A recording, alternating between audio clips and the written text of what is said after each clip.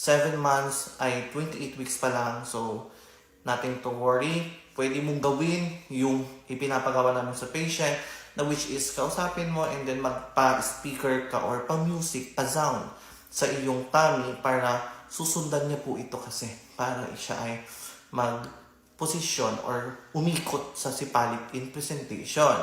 No, so, ayun lang.